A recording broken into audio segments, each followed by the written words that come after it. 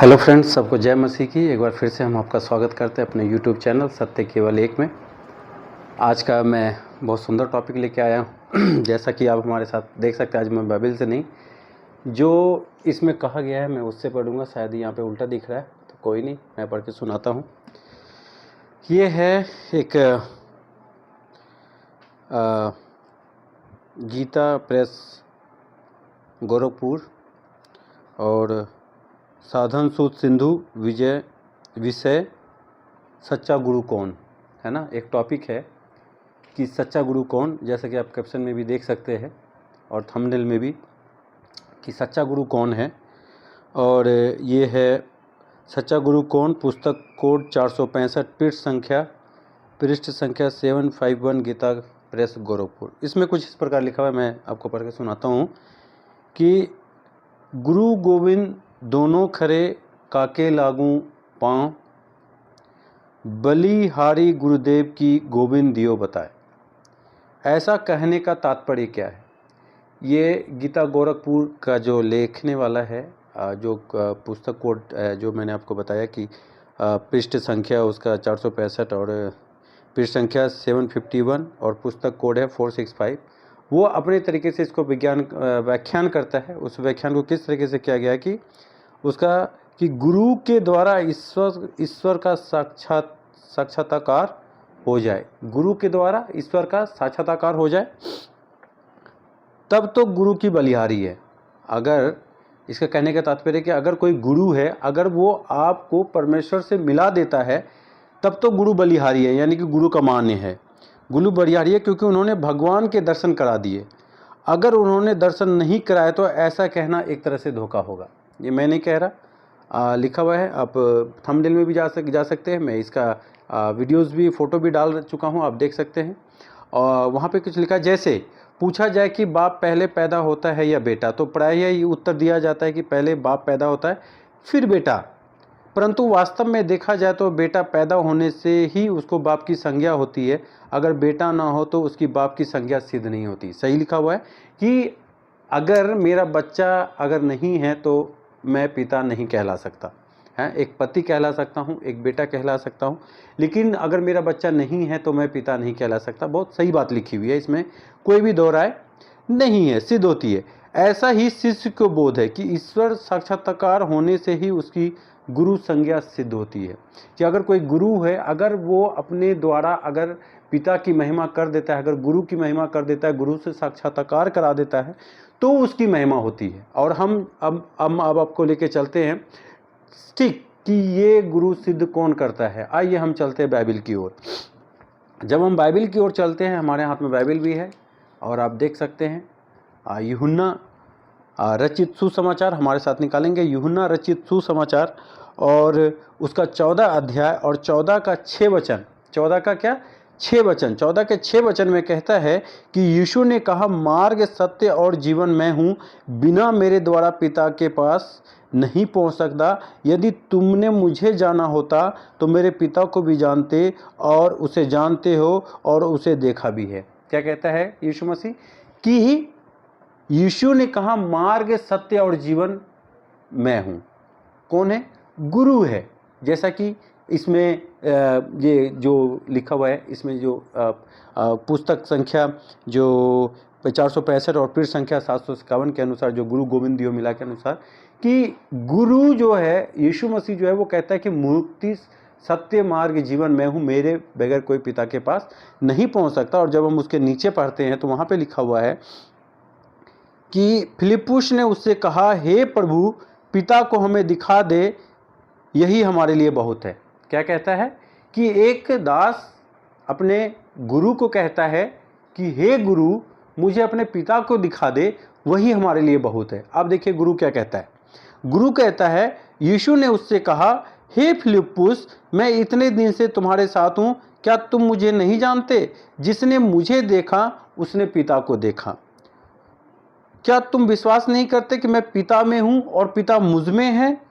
मैं ये बातें जो तुमसे कहता हूं अपनी ओर से नहीं कहता। क्या कहता है यीशु मसीह? कि ये जो बातें मैं तुमसे कह रहा हूं फिलिप्पुस, ये मैं तुम्हें अपनी ओर से नहीं कहता, ये मैं किसकी ओर से कहता हूं?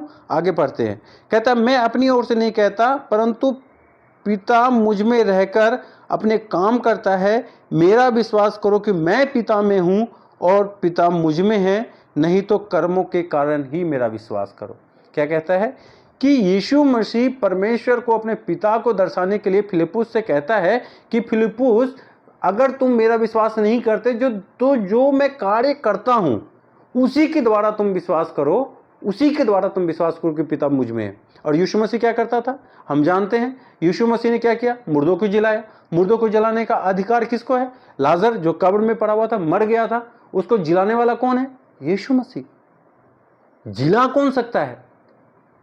मुर्दों में जान कौन डाल सकता है? परमेश्वर।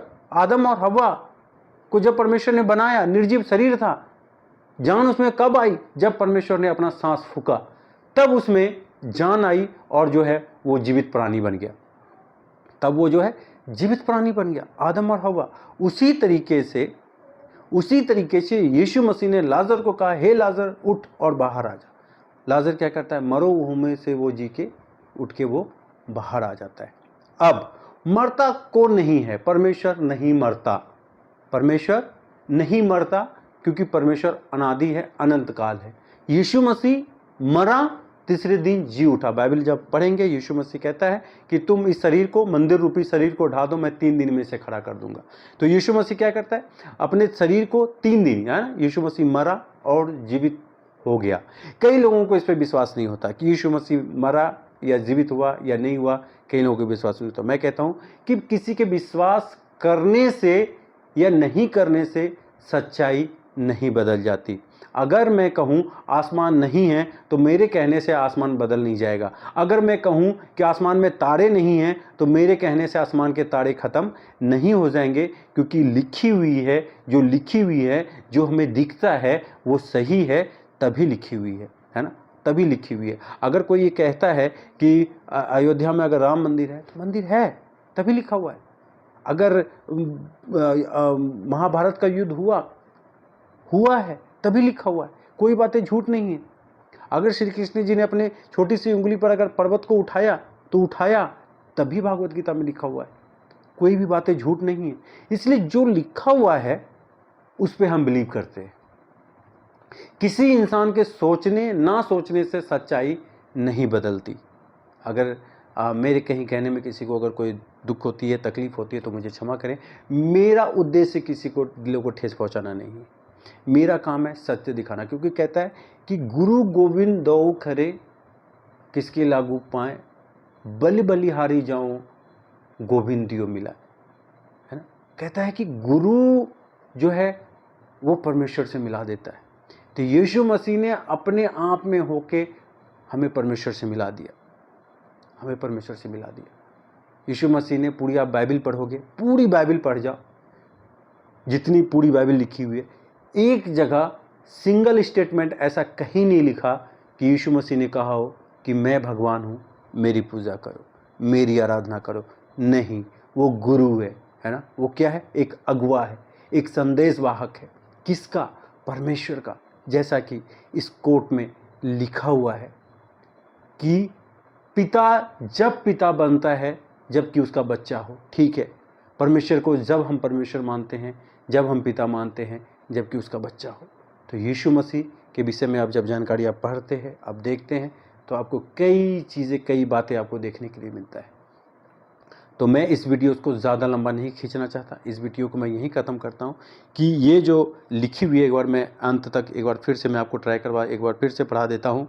ये है श्री हरि प्रश्न, गुरु गोविंद दोऊ खोरे काके लागू पाए, बलिहारी गुरुदेव की गोविंद दियो बताए, ऐसे कहने का तात्पर्य क्या है? लिखा हुआ है उत्तर, गुरु के द्वारा ईश्वर का साक्षात्कार हो जाए तब तो गुरु की बलिहारी है, क्योंकि उन्होंने भगवान के दर्शन करा दिए। अगर उन्होंने दर्शन नहीं कराए तो ऐसा कहना एक तरह से धोखा है। जैसा पूछा जाए कि पहले बाप पैदा होता है या बेटा, तो प्राय यही उत्तर दिया जाता है कि पहले बाप पैदा होता है फिर बेटा, परंतु वास्तव में देखा जाए तो बेटा पैदा होने से ही उसकी बाप की संज्ञा होती है। अगर बेटा ना हो तो उसकी बाप की संज्ञा सिद्ध नहीं होती। ऐसा ही शिष्य का बोध है, ईश्वर का साक्षात्कार होने से ही गुरु की संज्ञा सिद्ध होती है। हम यीशु मसीह में अपने पिता को, अपने परमेश्वर को देखते हैं, तभी हम यीशु मसीह को सिद्ध मानते हैं। ये कहाँ पे लिखा हुआ है? साधन सुधा सिंधु, विषय सच्चा गुरु कौन, पुस्तक कोड 465, पृष्ठ संख्या 751, गीता प्रेस गोरखपुर, आप पढ़ सकते हैं। तो आशा करते हैं हमारे इस वीडियो पर बने रहने के लिए। अगर आप कोई सवाल जवाब है, मैं बार बार कहता हूँ, अगर आपके पास कोई सवाल जवाब है, अगर आप कुछ पूछना चाहते हो, आपके मन में अगर कुछ ऐसा आता है, तो आप प्लीज़ सवाल करें, मैं आपके सवाल को देने की कोशिश करूँगा। और मैं एक बार फिर से कहता हूँ, मेरा उद्देश्य किसी के दिलों को ठेस पहुँचाना नहीं है, बल्कि सिर्फ़ और सिर्फ आपके पास सत्य को लाना है। तो हमारे साथ बने रहे, हमारे YouTube चैनल सत्य केवल एक में इसे और लाइक करें, सब्सक्राइब करें और बढ़ाएं। मुझे समय नहीं मिलता, लेकिन जिस तरीके से मुझे समय मिलता है, मैं आपके पास अपना वीडियोज़ लेके आ जाता हूँ। तो सबको जय मसीह की, जय श्री राम।